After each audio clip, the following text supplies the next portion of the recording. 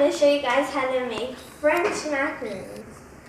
And this is a very simple recipe. So what you'll need is 1 cup of almond flour, 2 cups of powdered sugar, 1/4 cup of granulated sugar, 3 eggs, and a tablespoon of vanilla extract.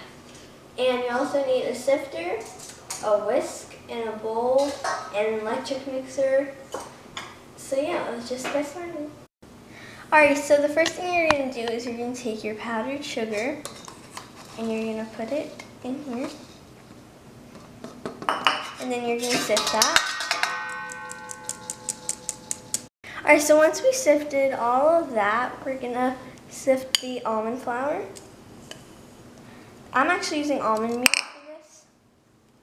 So, alright, once you're done sifting the almond flour, you're just going to quickly stir it until it's all combined. Until like it's one color.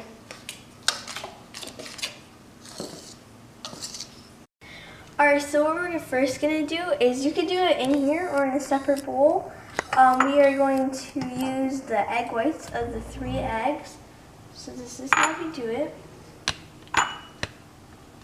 We're going to crack the egg and we're going to break it in half. Take out the egg white, but make sure not to get any yolk in there. Alright, so now that you have done all your egg whites, you're just going to pour it in there. And then we're just going to beat this for like 2 to 3 minutes. But first we're going to raise it. And then put it on low speed or medium.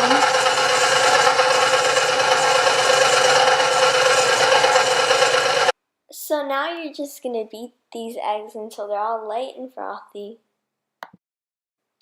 Alright, so this is what it should look like. And now you're just going to slowly add in the sugar. And this will make our meringue.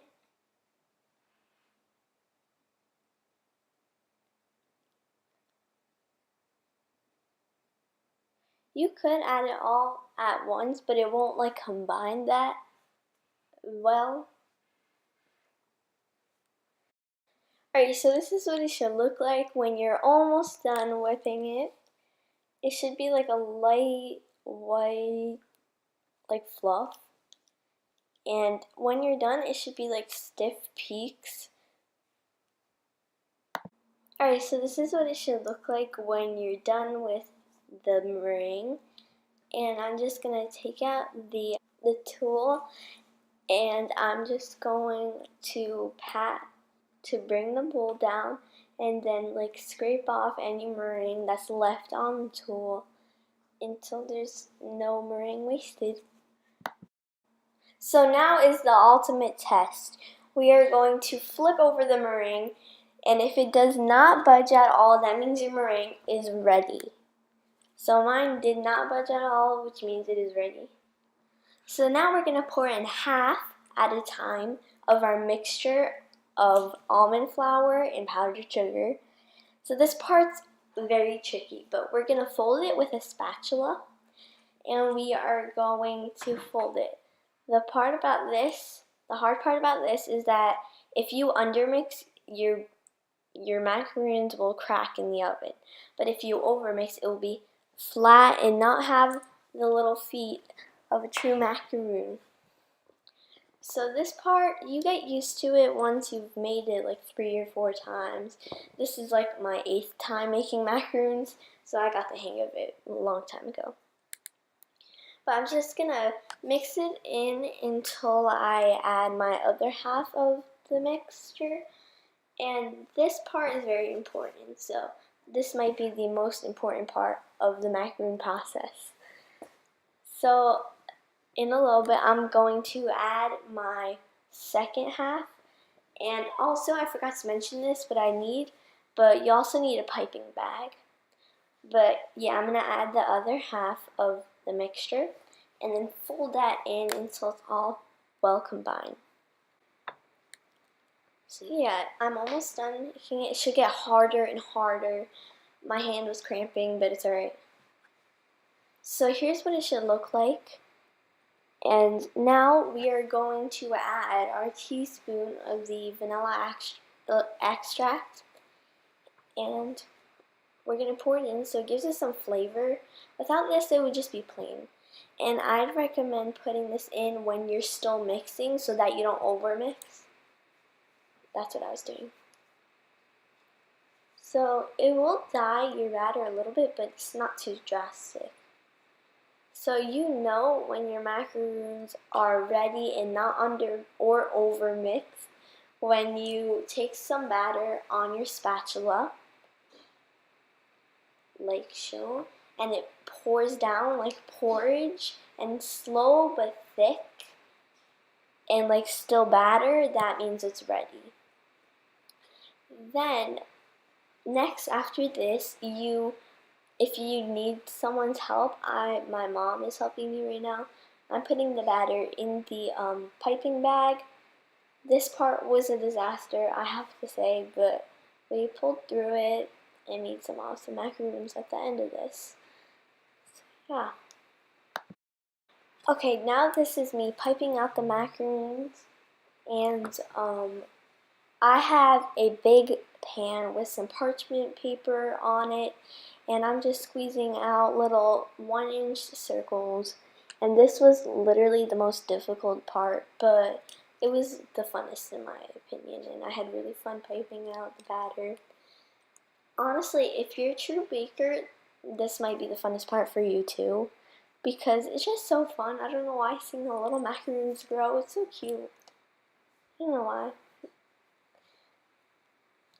But here I finished all the batter, and now the most important part is tapping it. Tap it to get any extra air bubbles out of your macaroons, so that you don't have all little bubbles in your macaroons while it's baking. So yeah, you want to bang really hard, and it hurts, but it's alright. Alright, now we are going to make our beautiful raspberry filling. So I'm putting a 1/4 of cup of butter into a mixer, and I'm putting it in the machine. And this is very hard to do, but you're gonna whip your butter until it is all creamy. It's alright, so that's the one you want to use. And you're gonna attach it to your mixer, and this part was a little hard, not even kidding. But you're just gonna whip your butter until like it's a nice, light and fluffy, creamy butter texture that you want for this icing. If you don't do this, it will be a wreck, literally. So you want to whip the butter first so that you don't have to do it while you're adding your powdered sugar in it. But yeah, I forgot to say the ingredients for the frosting, but I'll leave that in the link below. Alright, so once it is almost done, it should look like this, but this is nowhere near done. So we are going to beat it up really high so that it could go faster. And we are going to add 3/4 cups of powdered sugar, but we're going to add 1/4 at a time.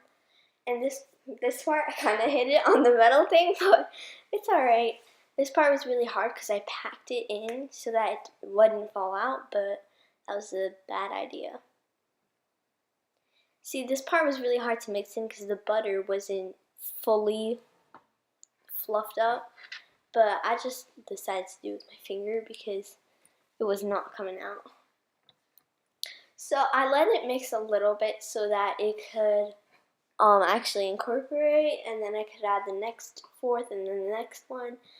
But it took a while, so I took a spoon and I scraped down the sides so that it could incorporate better. But yeah, and I just brought it down on the sides. And then I started the mixer again and began the process over and over again. So now I'm just getting my 2/4 of powdered sugar. Remember, there's 3/4, so. And it like goes into little balls, but once you add all of them, it creams up and makes like a beautiful cream. but we're adding the second fourth and mixing that. This one mixed quicker because it was already had powdered sugar in it. Then it went into even smaller pieces, but once you add the third one, it makes it very much more creamier. So as you can see, it's like coming together a little bit, and then the last fourth, we're gonna add that in. And yeah, once that's all mixed in, we move on to the raspberry part. Alright, now you want to get your raspberries and put them in a small sift so that you can make the raspberry part of the filling. Then you want to get a spoon and you're going to start crushing the raspberries so that you can get the juice from inside them. This part is hard when you first start it, but once it mushes a little bit, it's much easier to get the juice out. At first, I could not get one speck of juice out, but then it started to get easier. Alright, so after that, it started coming out much easier, and I just started mixing it with the spoon inside the sifter so that none of the seeds go in. Also, when you're done with sucking out all the juice, you can use it for a smoothie after with just the seeds and a nice raspberry refreshing. So I don't know why I decided to take this much juice, but just keep in mind, even with like 2 or 3 raspberries, you still get a lot of juice out of them. And you don't even need this much juice for your filling. But I just used this much because I want it to be really raspberry flavor. Okay, now I went back to our butter and powdered sugar mixture, and I added some of the raspberry juice, and then I started beating it on a low speed at first so it wouldn't splash everywhere, and then I would pick it up higher so that it could actually blend in. And I put my macarons in the oven, and before this, while they were setting, while they were doing the hard skin, I preheated the oven to 350 so that it could preheat by the time it was laying down on the counter for 30 minutes. And make sure you do that because that's a very important step so that they get this skin over it so that it could actually have the feet. And then I put in that in the microwave, in the oven, and then I creamed this up a lot more. As you can see, the bottom layer had butter on it, and then the top was just the raspberry, so I decided to scrape it down so that it could get the butter and the raspberry. And make sure you do this because you're just going to have a layer of butter on your macaroons, and you do not want that.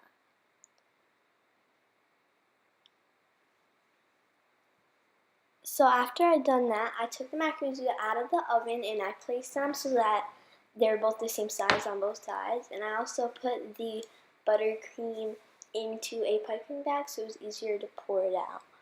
So for each macaroon, I just put a stack of the frosting on it, and then after that, I would close them. And I put them one up and one down so that I could see the ones that matched, and so that I could not forget. And I also put the bottom ones on the line so I could just go across from them. And I ended up having a lot of extra buttercream, so you could also use that for something else, but I just put them on the macaroons that I thought had the least amount of frosting. Right, then, after I did that, this is the most important part. If you break your macaroons, the top of them, you don't have any macaroon. So when you're putting them together, you have to hold them by the feet or the ridges of the macaroon so that they don't break on the top. So you take 2 of the pieces, the one that has frosting and one that doesn't, and then squish them from the ridges. Make sure that's from the ridges or else they're going to break on top. And I hope you guys enjoyed this video. I hope it taught you how to make macaroons. And please like and subscribe and comment down if you want more baking videos. Bye!